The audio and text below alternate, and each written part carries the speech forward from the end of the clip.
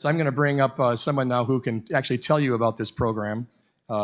She is our development director. She started as a teacher mentor and was so phenomenal at that, we figured we got to give her more responsibility, and so she became that plus the help semi-development director, and then she just took over the job entirely. So this is Jazmine Hall. You heard her last year. Take it away, Jazmine. Thank you. Thank you so much, everybody. We gotta love this guy. I love our fearless leader, the most humble guy. I would say the best golfer I know, but he reminds me every time, Jazmine, I'm the only golfer you know. It's a true thing, but it still makes him the best, okay?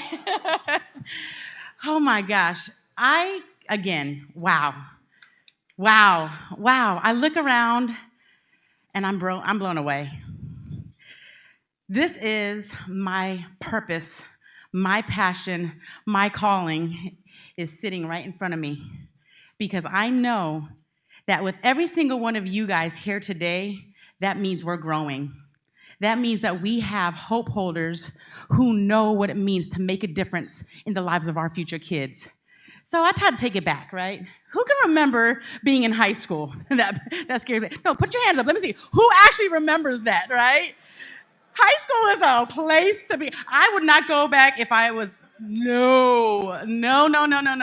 High school, for me, I was trying to find myself. I was trying to fit in. I was trying to be the cool person. But, you know, high school was a scary place that it really did take a mentor to step into my life because I could have gone a complete different route, right?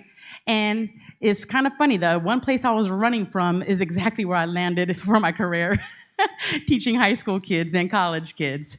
And it's unique because, you know, Elevate Phoenix, like a lot of other good programs, kind of like what Tom said, we are embedded in the most urban, at-risk schools because we know that we got to make a difference in some of these kids' lives. And we get to get in there as an actual elective, accredited class in every high school that we're in. And it makes it a little unique because being the teacher in a high school earns us the right to do life with our kids 24 hours a day, 7 days a week, and that is where true transformation starts to happen, right? So when we tell our kids, hey, come give us your number, let's hang out, calling, they're like, oh my gosh, this person is weird, why is she trying to talk to us? Teachers are not supposed to do that. Oh, but we're not a teacher for the school. We are a teacher for Elevate Phoenix. And what I'd like to do is I try to think back. I am a person of analogies and stories. And I can think back to a time when it was my very first year, and we were teaching a student, his name was Jeremiah. Now, Jeremiah had a couple IEPs going on, very disengaged, did not want to be in school. Legitimately, he slept in every single class. I don't know why, it just all the way until his last class period was our class period. Now, it was a specific assignment that we gave all of our students. We said, we want you to create a vision board, right?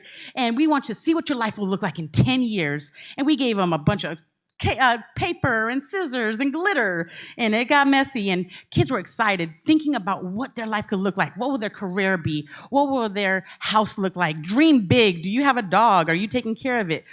Then think about those kids, because you may not want to have those if you can't take care of the dog.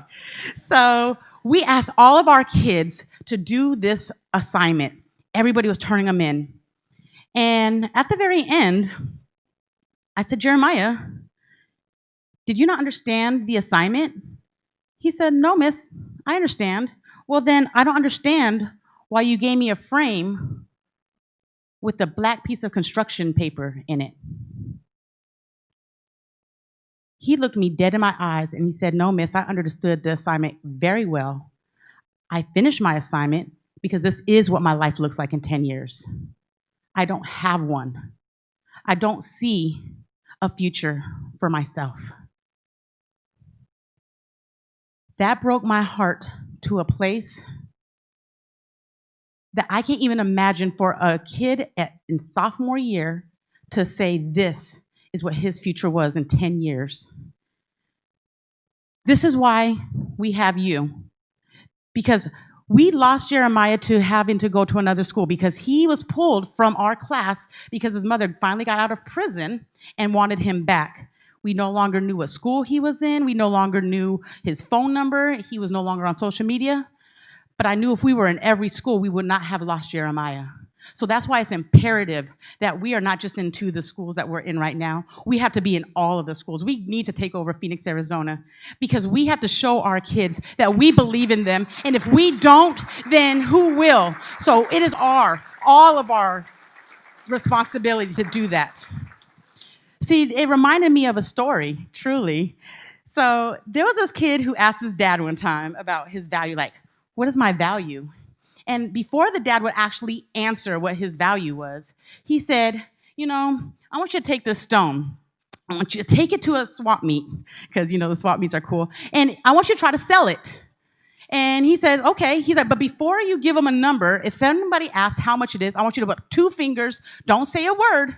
Just put up 2 fingers and come and tell me what they say. So he took it to the swap meet, and he said, Dad, some lady stopped me, and she wanted to buy my stone for $2. He's like, $2. All right, I don't know what you're going to get with that. He's like, before you do that, take that same stone to the museum.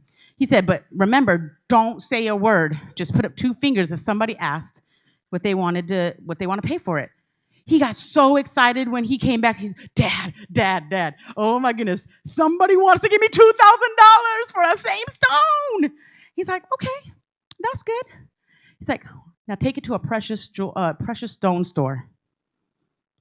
This boy took this same stone that didn't change. Nothing was different. But in the rare, precious stone store, the owner of the store said, oh my gosh, where did you find this stone? I have to have it. I will give you $200,000 for this stone. The boy was, didn't know what to say. Well, you see, the value that was taught and the lesson that was learned that day is that rare jewel finder, just like you guys, recognize sometimes you got to wipe off that dust. Sometimes you got to clean it off to recognize we're not dealing with stones. We're dealing with diamonds. We're dealing with, it does not matter where you come from, not matter where you were born, what color of your skin, what your social economic skill is. It matters of what's inside of you. And we all are diamonds. And I wanted you to know that you are investing in diamonds right now, because our kids are going to be our future leaders. Our kids, they are going to change this world. And our kids are making a difference.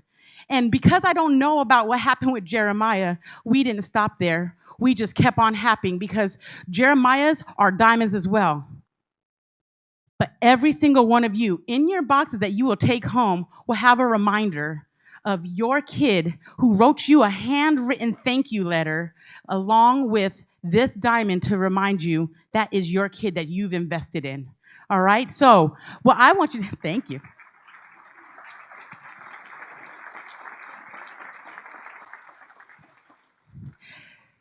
See, I can tell you 150 million stories because I get to deal with my kids every single day. I get the honor to actually be their first college instructor as they graduate. Because remember, our kids are coming into our classes dropping out at 52%, you guys. But when they come through our program, not only are they graduating as first-generational high school grads, but they are graduating at 98%, and they're sticking.